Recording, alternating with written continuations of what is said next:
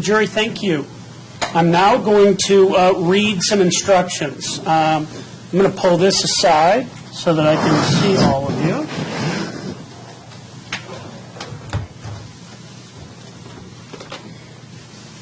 And I'm going to sit, so because this is going to take a little bit.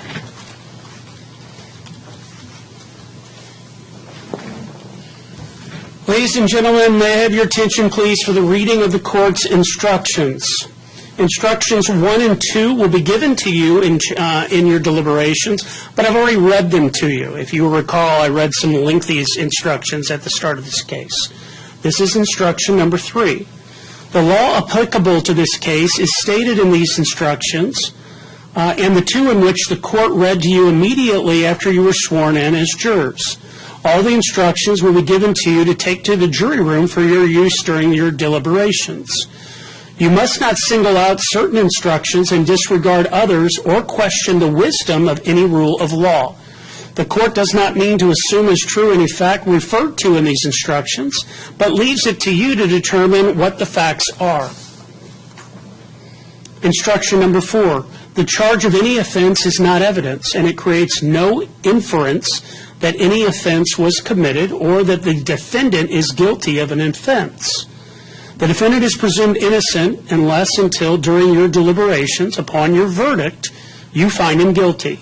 The presumption of innocence places upon the state the burden of proving beyond a reasonable doubt that the defendant is guilty. A reasonable doubt is doubt based upon reason and common sense after careful and impartial consideration of all the evidence in the case. Proof beyond a reasonable doubt is proof that leaves you firmly convinced of the defendant's guilt. The law does not require proof that overcomes every possible doubt. If, after your consideration of all the evidence, you are firmly convinced that the defendant is guilty of the offense charged, you will find him guilty. If you are not so convinced, you must give him the benefit of the doubt and find him not guilty. Instruction number 5. Under the law, a defendant has the right not to testify. No presumption of guilt may be raised, and no inference of any kind may be drawn from the fact that the defendant did not testify. Instruction number 6. If you find from the evidence beyond a reasonable doubt, first, that on or about October 6, 2024, in the County of St. Charles, State of Missouri, the defendant caused injury to Ark, a canine, and, second, that the defendant did so purposely, then you will find the defendant guilty of animal abuse.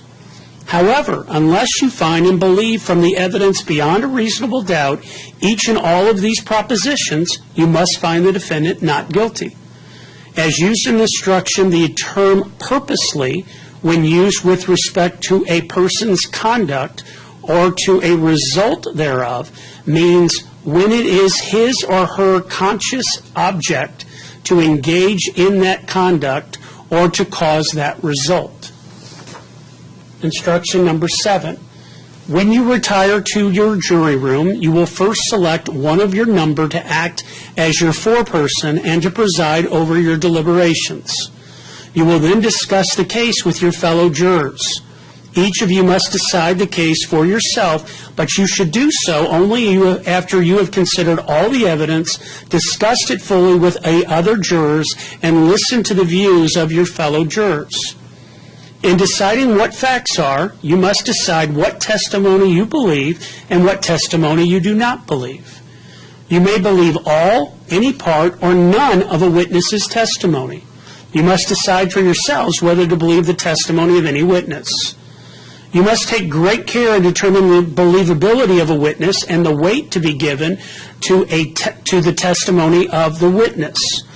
You may take into consideration the witness's manner while testifying, the ability and opportunity of the witness to observe and remember any matter about which testimony is given, any interest, bias, prejudice, incentive, or motive the witness may have, the reasonableness of the witness's testimony considered in the light of all the evidence in the case, any benefit that the witness was promised, received, or expected, and any other matter that has a tendency in reason to prove or disprove the truthfulness of testimony of the witness.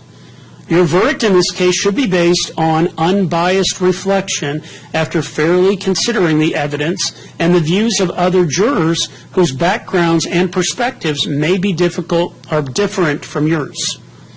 Your verdict, whether guilty or not guilty, must be agreed by each juror.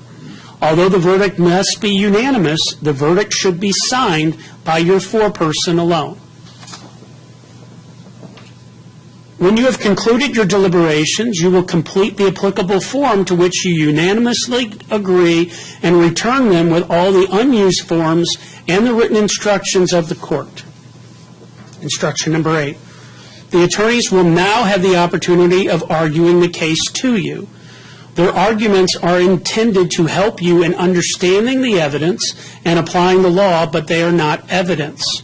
You will bear in mind that it is your duty to be governed in your deliberations by the evidence as you remember it. The reasonable inferences which you believe should be drawn therefrom, and the law as given in these instructions. It is your duty and yours alone to render such verdict under the law and the evidence as in your reason and conscience is true and just. The state's attorney in this case will open the argument, and if the defendant shows up before the case is over, he will have a chance to argue his case. No further argument is permitted by any side. When you go back to the jury room, you'll also look at 2 verdict forms. The verdict forms are simple. One verdict form says, "We, the jury, find the defendant Joseph Pierce guilty of animal abuse as submitted in instruction blank." The other is, "We, the jury, find the defendant not guilty." That's the only thing that you'll be deciding at this side, at this portion of the trial. I think that should be built in number 6. I believe it does. Yeah, I will put number 6 there. Okay, so at this time, the state can offer a closing argument. Do you intend to make an argument? Yes, Judge. All right, you may proceed.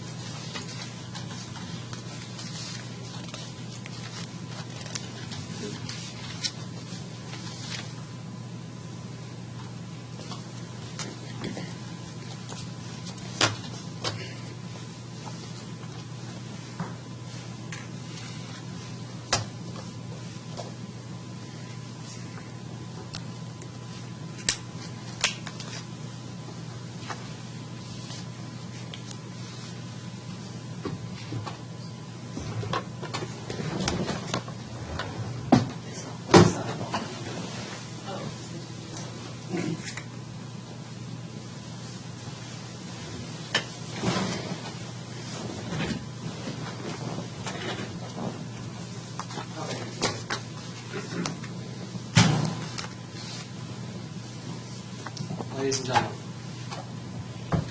I know there was a lot going on here today, but I wanted to remind you of the main reason we're here, and that's justice for ARC, and justice for ARC's family.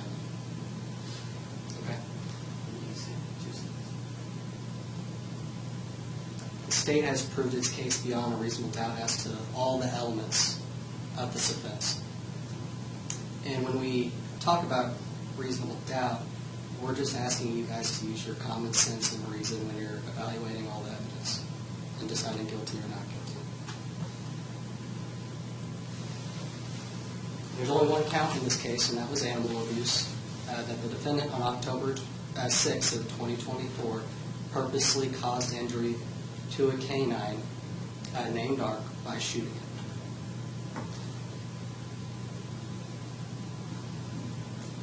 So the first element of the offense, and what you'll see in your instruction, is just like I said, on or about October 6th of 2024 in the state of Missouri, the defendant caused injury to Ark, a canine. So that If you break that up, it's really more than just one element. The first element is the date. And all the witnesses testified that this happened on October 6, 2024. And the second sub-element in here is that this occurred in the county of St. Charles, just that the court had jurisdiction over this case. And that is what every one of the witnesses testified to, that this occurred in the city of Winsville. And the most important one here, caused injury to a dog. Okay. All of our witnesses that testified to this. Trish Orff, our first witness, testified that the defendant shot Mark right in front of her, right through the shoulder blade, that the bullet is still lodged in the dog to this day because it was too dangerous to take out. The neighbors, Daniel Rockman and Joseph Doggett, that were in the adjacent driveway, also saw the defendant shoot the dog as well. Now, the defendant told police he admitted to shooting the dog, that this wasn't an accident. Jerry Orff also testified about the blood in the immediate aftermath of the shooting and that he tried to put pressure on the wound.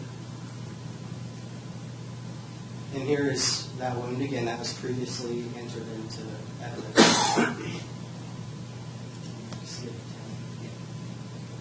Second element of this case is that the defendant did so purposely. Now, in your instruction, and I have the definition right here, purposely means when used with respect to a person's conduct or a result thereof, means when it is his or her conscious object to engage in that conduct or to cause that result. Okay. So the main thing proving that element is when Jerry Orff testified, we entered in a video of the defendant's YouTube. Okay, and if you remember that audio, the defendant's talking about how he wanted to go fill his bird feeder outside so he could attract some smaller birds that would then get attacked by a larger Cooper's hawk. And while he was talking about doing that, he noticed that Ark was outside and was playing fetch. And he thought somehow that was going to stop him from living his life, as how he said in the video. He was upset about it. So he says that voice in his head told him, oh, well, put your .380 in your pocket. Put your gun in your pocket. He's already dreaming up this scenario before he goes outside. Okay, he wanted this to happen. Okay? And just like, can you go back? And just to reiterate, the defendant told the police that firing his weapon wasn't an accident. And he's not even denying that he acted purposely in this situation. So you're taking that together. If you find a belief from the evidence beyond a reasonable doubt that those two elements have been proven, you'll find the defendant guilty of count 1 of animal abuse. And just like I said, from all the evidence we have shown, and you can view that evidence again when you take it back for your deliberations, I ask that you use your common sense and reason. I think you can all do that. And I appreciate your time, and I ask that you find the defendant guilty of count 1 of animal abuse. Thank you. Thank you, Mr. Murphy. I assume that you're waiving summation in this case since the defendant did not testify. Okay. Okay, ladies and gentlemen of the jury, it's now time for you to decide the case. So, Sheriff, could you stand, please? I'm going to swear you in. Oh, it's you. Sir, can you raise your right hand? Thank you. Do you solemnly affirm that you will take charge of this jury, take them to their private jury deliberation room, and keep them together until they have agreed upon their verdict? That you will not permit any person to speak or communicate with them or do so yourself unless ordered by the court or to ask whether they have agreed upon their verdict? That you will not communicate to any person the state of their deliberations, and that when they have agreed upon their verdict or when ordered by the court, you will return them to the courtroom? I do. Very well. Ladies and gentlemen of the jury, it now becomes your duty to retire to the jury room, select a foreperson, deliberate, and arrive at a verdict. The sheriff will direct you to your jury room, this time through the back door of the hallway, and will hand you the instructions of the court. When you have arrived at a verdict, notify the sheriff, and he will advise you when to return to the courtroom. Juror number 48, you were the alternate, which means that your services will no longer be required at this time, and you will be excused. So if you would like to stick around, you can so do so. I'm going to hand you the clean instructions, Sheriff, and you may take the jury. All right, your jury. We're going to be coming out this way. No. Andy, would you escort him down to jury services? Yes. Certificate.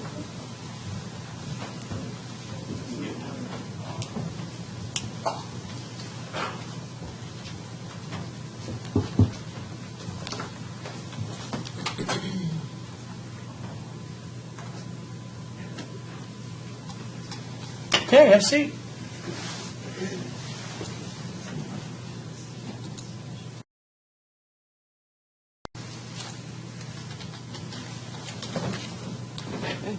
For the record, it is now 2:59 p.m., and this is the time in which the jury has retired to deliberation rooms, and it's noted for the record. Thank you.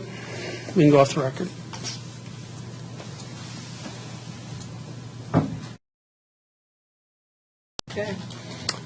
Okay, it is 3:18 in cause number 2411 CR 3275. We've received two jury questions. First jury question, can we view the YouTube video? So the answer is yes. How would you like to get don't you have it on a thumb drive? Yeah, I'll go grab a jury laptop for them.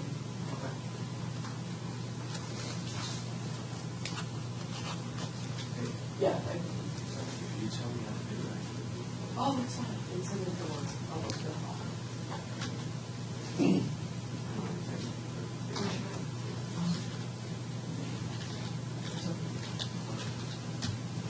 Second question. Two questions? The first we've handled. It was they wanted a copy of the video. Second question, what is the local and state law for leash on dogs? I don't understand the question, number one. I think what they meant was leash instead of lease. My response is going to be that the court is not permitted to answer the question that you have asked. You are instructed to base your deliberation of the case on the evidence as you recall it and the instructions that have been given to you. Very good, Your Honor. Very good.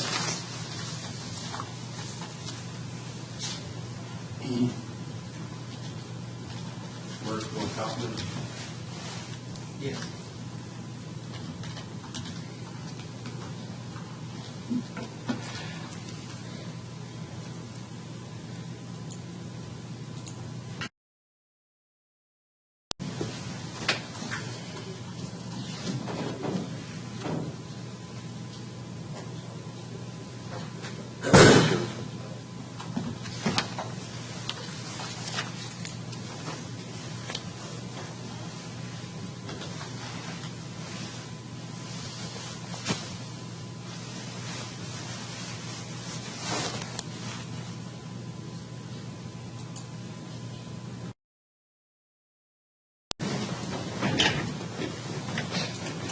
Juror number 2, are you the foreman of the jury?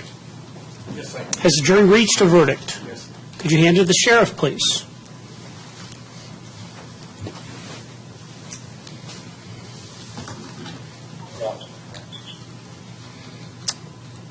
I'll read the verdict now. We, the jury, find the defendant, Joseph Pierce, guilty of animal abuse as submitted in instruction number 6, signed by the foreperson, which is required. Is there anybody on the jury that this was not your verdict? Okay, seeing that all jurors agree that this was their verdict, I'm now going to proceed The court will accept the verdict for the record. Ladies and gentlemen, we will now proceed to the sentencing phase of this trial. Unfortunately for you, we have to take another recess to go over some instructions. It will not take long, but we do need to take another break.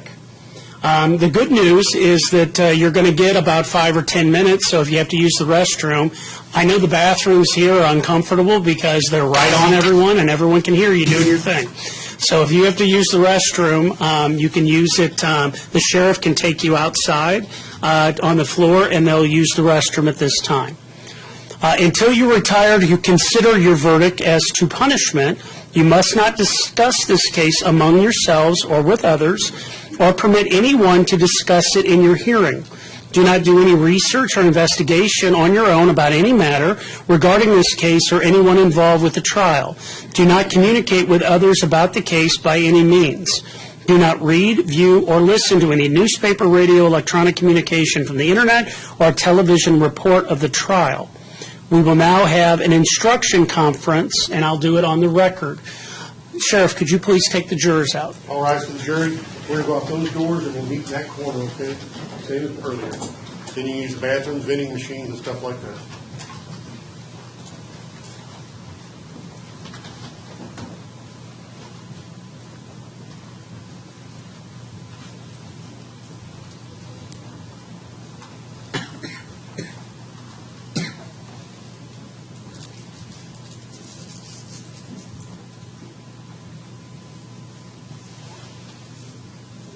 Okay, now let's discuss the sentencing dirty and originals that we've already been provided.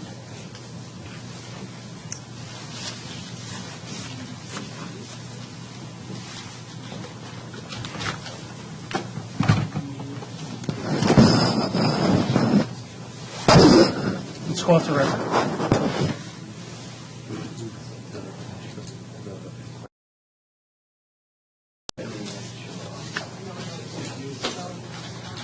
Okay, we are back on the record. It is 3:40, and we are now having, the jury having reached a verdict of guilty in this case, we are now having an instruction conference as to punishment. I have been provided the following instructions. I will read these. These are the dirty instructions I have. First of all, I have MAI 405.10, which is the punishment. I'm reading the punishment, imprisonment in county jail for a term fixed by you but not to exceed a year. Imprisonment in the county jail for a term fixed by you but not to exceed 1 year, and in addition a fine, and the amount to be determined by the court. No imprisonment but a fine, and an amount to be determined by the court. The maximum fine that the court may impose is $2,000. Is that correct? Yes, Judge. Okay. I'm going to mark that as instruction number 9 on the clean and the dirty. Next, instruction number 10, MAICR 405.12. At this stage of the trial, we'll proceed as follows. First, the attorneys will have an opportunity to make a statement outlining any additional evidence. Do you intend to produce any additional evidence? Just things in back statements. Very good. Such evidence will then be introduced. At that time, the court will provide you with additional instructions. Then attorneys may make their arguments. You will then go to the jury room, deliberate, and arrive at your verdict. Instruction 10.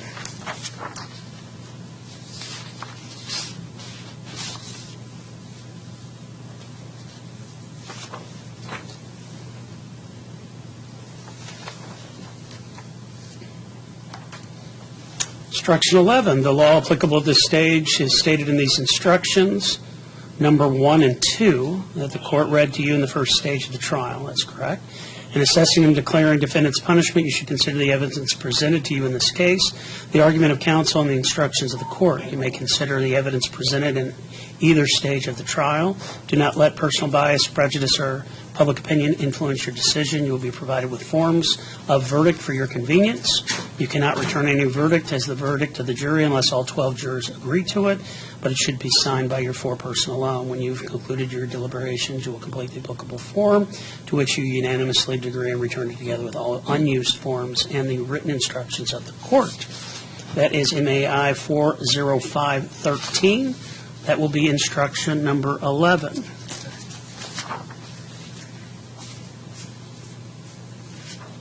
Instruction number 12 is MAI 40514.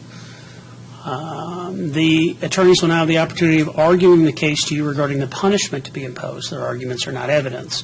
Bear in mind that it is your duty to be governed in your deliberations by the evidence as you remember it, the reasonable inferences that you believe should be drawn therefrom, and the law as given in these instructions. It is your duty, and yours alone, to render such a verdict under the law and the evidence concerning the punishment to be imposed as in your reason and conscience is true and just. The state's attorney must open the argument. The defendant is not here, but this instruction says the defendant's attorney may then argue the case. The state's attorney may then reply. No further argument is permitted by either side. That will be instruction number 12. Then we have a verdict form. The verdict form reads, we, the jury, having found the defendant, Joseph Pierce, guilty of animal abuse, assesses and declare punishment for animal abuse at blank. And it has a four-person signature. Select one of the following paragraphs and write in the above blank. If your selection includes imprisonment, insert the time period. Number 1, imprisonment in the county jail for a term of blank. And then it says insert period of time, but not to exceed 1 year. Number 2, imprisonment in the county jail for a term of blank and a fine, the amount to be determined by the court. This says number 5. We need to change that to number 3. No imprisonment, but a fine and an amount to be determined by the court. So that is the Verdict form. The bifurcation. The numbers are wrong. 40440 should be 123. It's listed as 125.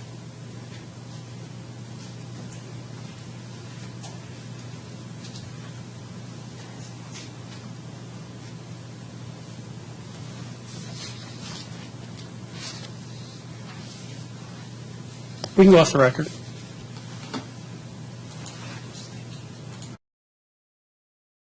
Please.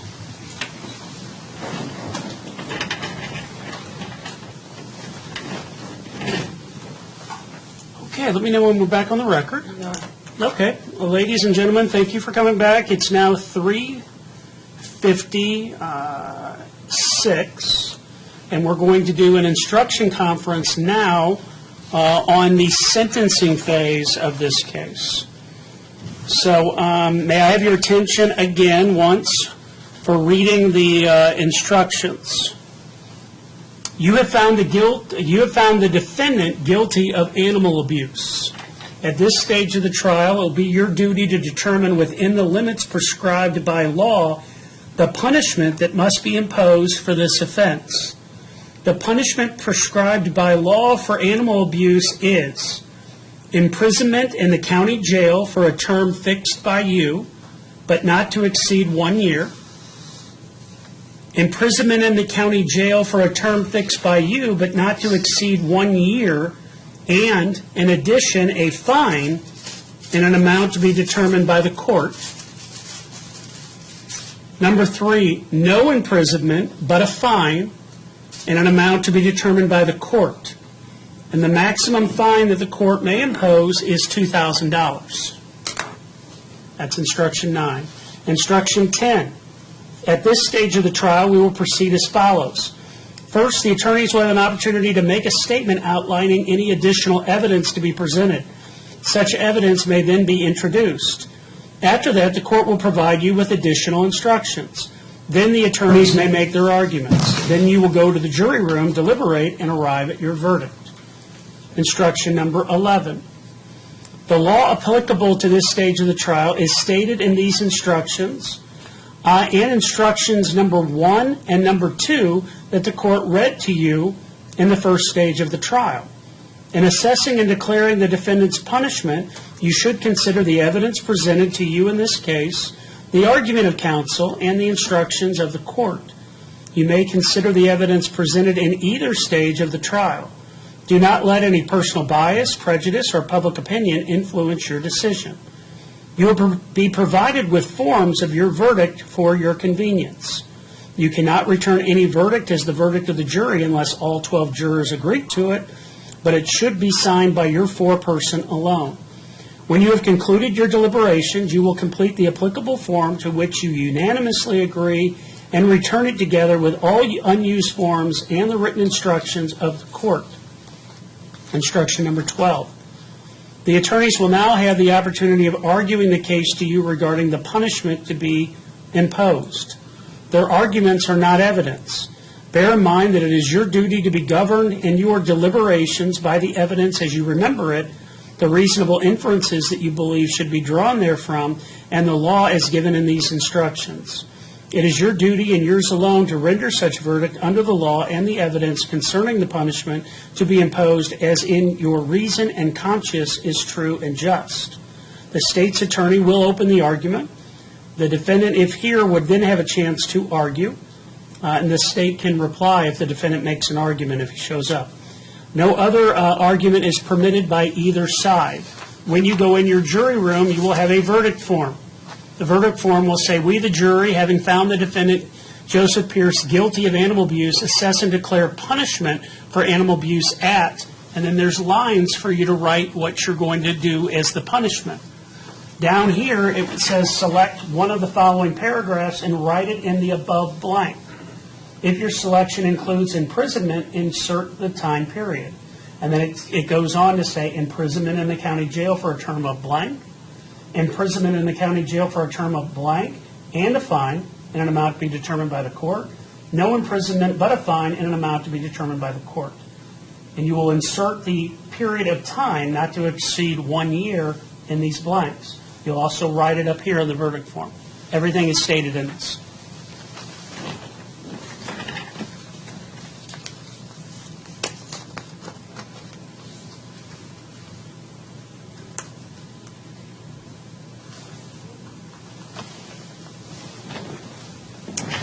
Okay, do we have a opening statement on behalf of the state of Missouri? Just briefly, Judge. Go ahead.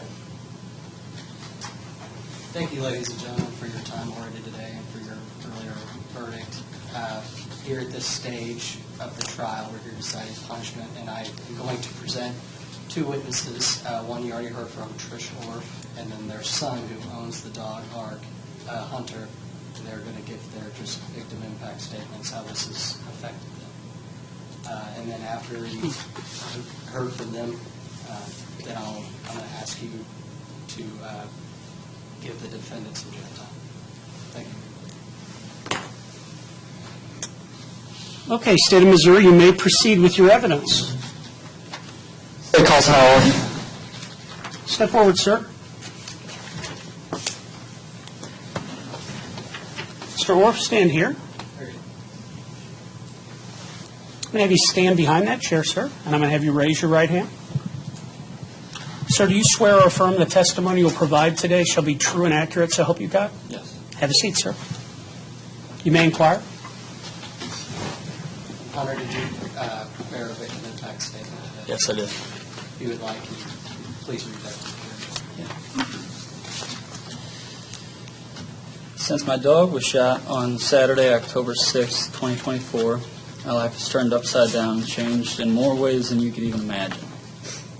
I've had Ark since he was 6 years old. He was given to me as a present from my girlfriend, and he's now over 6 years old. I've loved and cared for him his whole life. He's always been full of energy, loving, and playing. He's loved to play fetch, and he loves to play hard. His speed and agility while he plays was always incredible. I love to watch him play fetch, and I love to play with him. He'd play every single day after I got home from work, and he loved to wrestle with the neighbor's dog, Sam. Now he can no longer play with Sam or play in any way with any other dogs because he's not able to control himself. And he unfortunately could change the bullet and injure himself farther. From the moment that this happened, we rushed Ark to the emergency vet clinic in O'Fallon, not knowing if he was going to survive, to the week-long intensive care unit, or to the week-long stay at the intensive care unit at the Mizzou Animal Clinic, where I knew there could be a time where I might have to make the decision to put him down because of his injuries. To the ongoing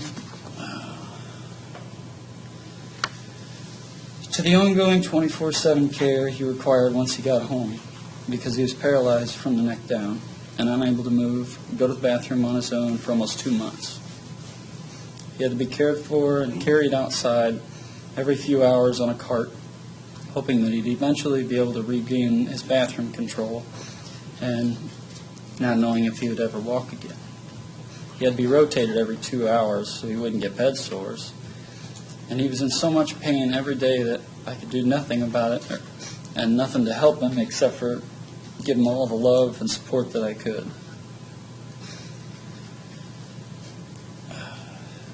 Because of having to take so much extra care of him, my girlfriend eventually had to quit her job, and so she could take full-time care of him and I could go back to work. We then rotated shifts where she would take care of him until I got home, and I would take care of him throughout most of the night. Knowing how much this was costing really weighed on me, not to mention the fact that I would see the person who did this to him not suffering in the least. The man continued to go to work and live life like nothing ever happened to him. But my dog and my family suffered daily, are still suffering. We had to do 24-hour care with Ark for the beginning months, and the stress of not knowing if he would ever walk again, and the cost of his care, and providing that care really took a toll on my well-being and my relationship with my family and friends. I was finding myself on edge all the time, lacking sleep, and worried if I was really doing the best that he needed. I wouldn't go anywhere other than work. I missed a lot of family gatherings and holidays outside of the house. No one really knew how to help me, and wasn't really much they could do. But luckily, my girlfriend and I live in the basement of my parents' house, and we're able to hold off on some of our living expenses to them while I pay for all the extra medical expenses that Ark needed. Not only from the hospital visits, but the medication and medical supplies that he needed. And for all of his physical therapy as well. Currently, I have over $20,000 in medical expenses and lost wages. Ark goes to physical therapy regularly, and that costs anywhere from $50 to $220 each week. And we're now being directed to a neurologist. The stress and expenses and Ark's care really changed my life forever. I'm not the same person that I was over a year ago. I never knew the stress, and I never knew the stress could be so overwhelming. And feeling my world, as I know it, be taken away from me so fast.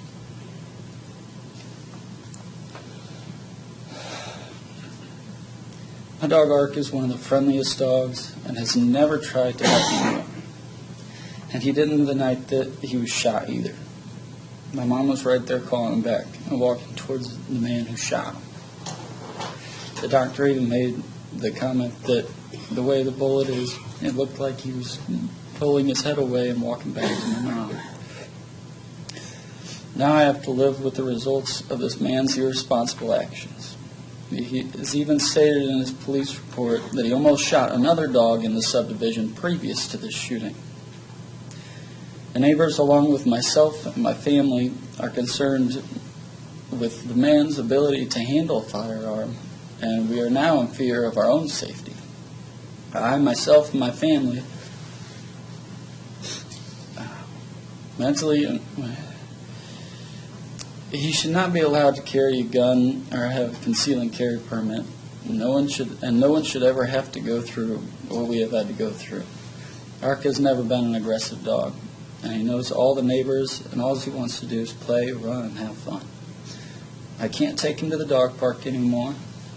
He can't go play with his buddies around the neighborhood, all because he has a bullet in his back.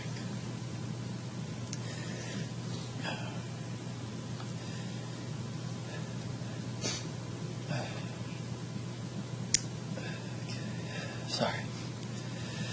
Ark will live with the bullet in his back and his shadow vertebrate for the rest of his life, and may at some point have to have another surgery to remove the bullet, because they decided to not remove it initially because of fear it could cause more damage than if they left it in him, since it's so close to his spinal cord. It's really all I got. Thanks, Josh. And Judge, I don't need this witness anymore. Mr. Orff, thank you for your testimony. You can be excused. Thank you. Mr. Murphy, do you have any other evidence? One final. Thank you. Yes, Judge.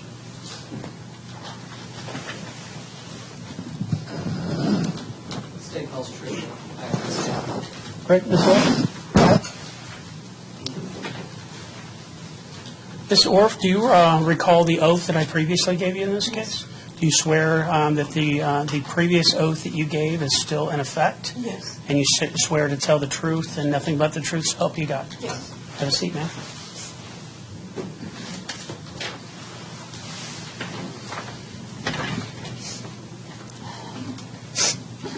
And Ms. Orr, could you please read the victim impact statement prepared for the day? Yes. On early evening, October 6, 2024, my life was changed forever. Not only did my neighbor shoot my son's dog, he did it with me within 20 feet of him. The look on Ark's face after he was shot and dropped to the ground has haunted me ever since. The guilt I feel for taking him outside that day, since that day, this happening, and then having to tell my son, was heartbreaking. Ark is my son's pride and joy, and what happened changed so much. The pain that is in my heart and the guilt that I feel that is my fault has consumed me. The pain that night will never get out of my head. I was hysterical and devastated because of it, and it plays over and over in my mind. I looked at a video the other day that Ark was playing before he got hurt, and how he jumped at the ball and how he was so energetic, and he's never going to be like that again. Ark loves to run and play, and because of his injuries, we have to hold him back from playing too hard. It is so sad to see what has been taken from him and what has been taken from us. Ark loves to run and play, and because of his injury, I'm sorry. It is so sad to see what has happened to him. When Ark was at Mizzou, they were some of the worst tense days of my life because I never knew if he was going to come back out of it or if he was ever going to walk again.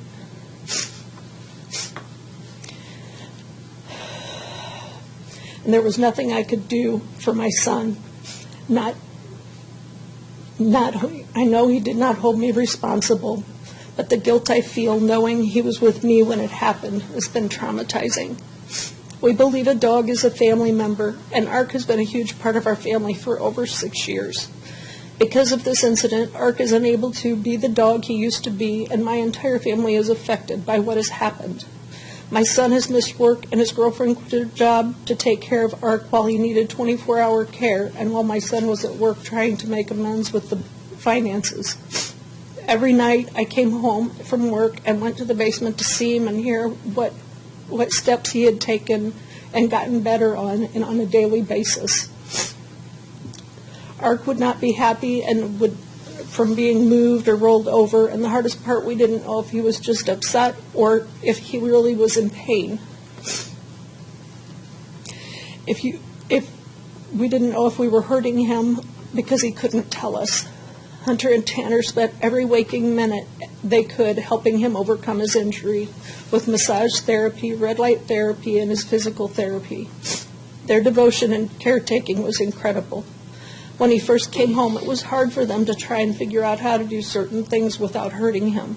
There were several times that they were both very stressed, and it took a really hard toll on them because of this. Their emotions and stress levels were very high, and I would do whatever I could to help relieve any of it. You can tell that Ark has changed as well. He still wants to play, but he barks at more people now. I feel he has a fear of people now. When I go outside, I have a fear that my neighbor is watching me, and it makes me very uneasy. I believe the man that did this should have to pay for the medical expenses, medical therapy, and loss of wages my son has incurred. I also feel that he should not be able to own a gun and should have his conceal and carry permit taken away. It is unnerving thinking he can so easily pull out a gun and shoot a dog in broad daylight that was not even showing any sign of aggression. I feel Mr. Pierce needs to be locked away because of his erratic behavior and the safety of all involved and the public. Thank you. Nothing further, Your Honor. Thank you, ma'am. Thank you for your testimony. You can be excused. Thank you. Mr. Murphy, do you have any additional evidence to present? No, Judge, just closing argument. Okay, you may proceed. Ladies and gentlemen of the jury, thank you for your time today. This is the last time you have to hear my pitiful voice. I'm sorry that I had to struggle through that and you had to listen. A gun was used in this case for no reason, and that's a serious matter. You heard the YouTube video. This was premeditated. It wasn't just purposeful by the definition you had to go on, but he was thinking about this before he went and did it. Okay? He walked out of the trial today, something you don't see every day, and said, I'll take it up with the appeals court, because he didn't give any cares to what you guys were going to do. Okay? He doesn't respect the rule of law, doesn't respect the criminal justice system that all of us have to abide by. Financially, the family's been sent back $20,000. That's a lot of money. They're caring for Ark every day. It's always a battle. They're going to be living with this ongoing trauma and financial hardship for years to come.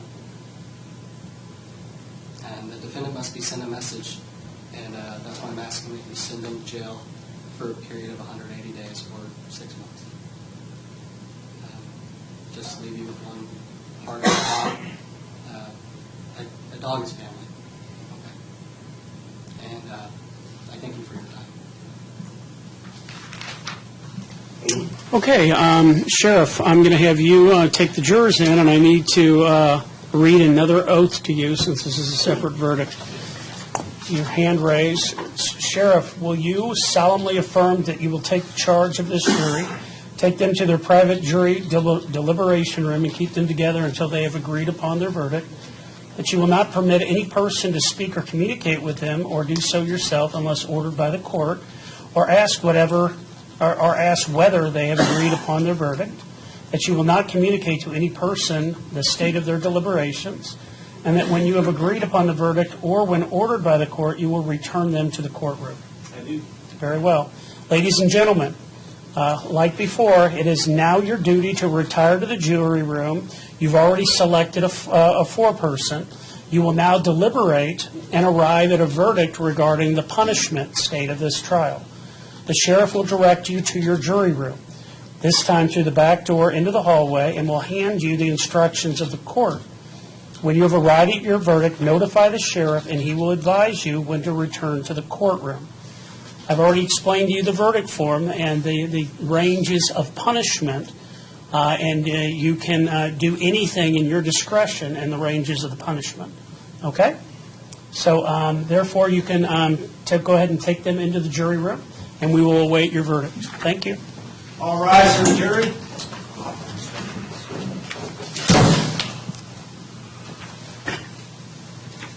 There you go.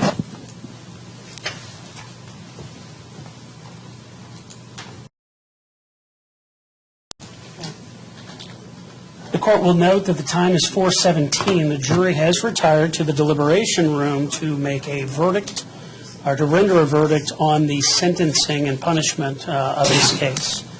We can go off the record.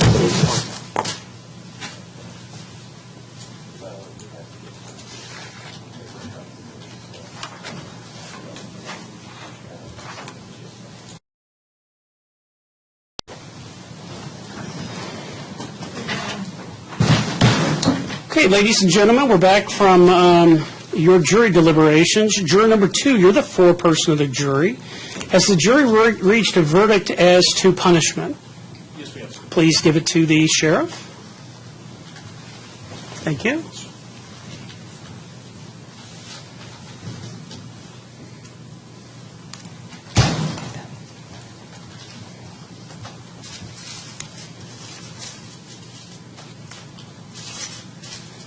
Okay. As to the verdict, we, the jury, having found the defendant Joseph Pierce guilty of animal abuse, assess and declare the punishment for animal abuse at 1 year imprisonment and a proposed fine of $2,000. It's signed by the foreperson. So this will be a verdict in accordance with number 2. And then the fine will be determined by the court in this matter. You understand that, correct, jury members? Okay. The record will reflect that every jury member understood that the court will assess the fine. The verdict is read. The verdict is accepted. Ladies and gentlemen, thank you for your service today. It was very meaningful to the family, and your service is greatly appreciated. At this time, I'm going to have the sheriff take you back into the jury room. I will come back and meet with you in a few minutes, and then we will conclude your day. Okay? All right, thank you again. All rise to the jury.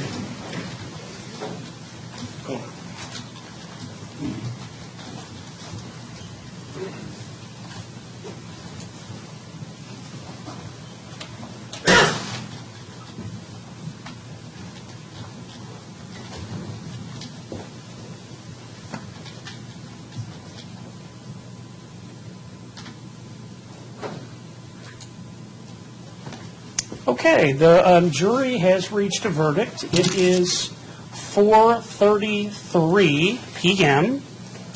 I've excused the jury to the jury room after the verdict for the punishment phase has been brought, and the case will be concluded after I accepted the verdict. This case will be passed for sentencing until March 19th, 2026, and it will be at 1:30 p.m. for sentencing. Does that work for the prosecution? Yes, Your Honor. Thank you. Just one thing, we would request just a warrant since he walked out on the trial today. Okay, all right. I will consider that. Okay, very good. Okay, we can go off the record. Thank you, Judge. Thank you. Great job to the family. I'm very sorry.